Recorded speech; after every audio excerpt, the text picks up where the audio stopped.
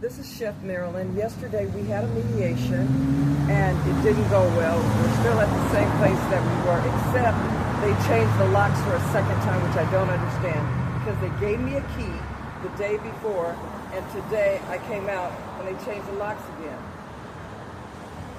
I just don't know what's going on. I just want all this to be over with and I want to be back in my place.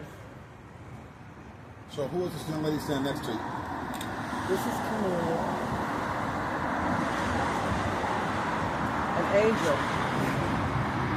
Hi everyone, my name is Camila. I'm a friend of Chef Marilyn's. I'm a community advocate. I'm born and raised in Leimert Park in South Central.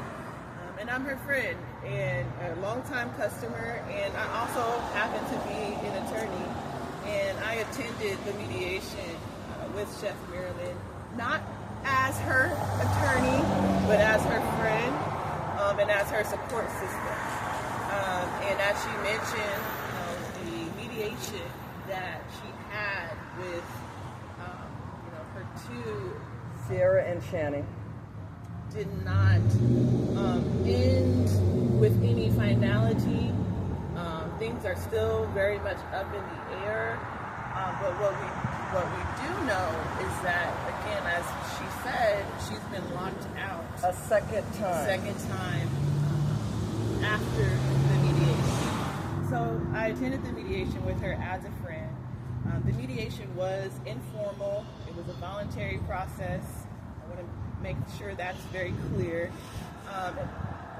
It didn't end with any finality, but I will say what was conceded by Channing and Sierra were that in the deal memo that they drafted up for Chef Marilyn's consideration, in that deal memo, she is characterized as a business partner, not as an employee.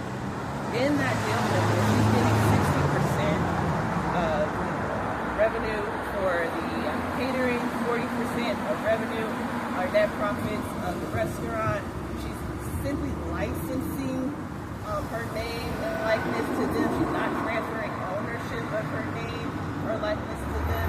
And so in that deal memo, which in and of itself has its own issues, but if we're taking it for face value, in that deal memo, she's characterized as a business partner, which begs the question as to why they're treating her like an employee, right? Employees get wages. They don't get 60% of catering net profits. They don't get 40% of restaurant sales. They don't license their name and likeness.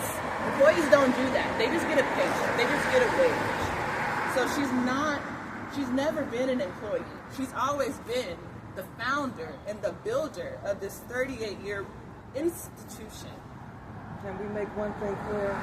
I didn't get 60% of nothing, and I didn't get 40% of nothing.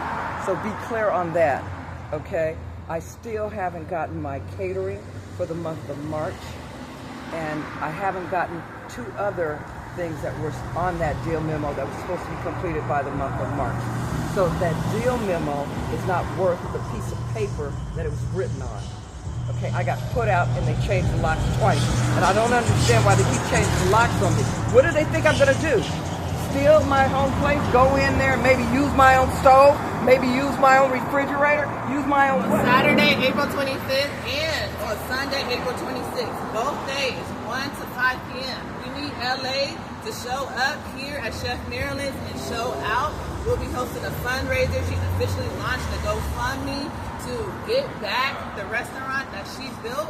And so on April 25th and April 26th, 1 p.m., 5 p.m., both days, we're going to have an in-person fundraiser where the community can come out and personally give and show love and gratitude to this woman who has built a 40-year-old institution, feeding the homeless, employing formerly incarcerated people, feeding all the businesses and patrons on this street and on this community, in this community for 40 plus years.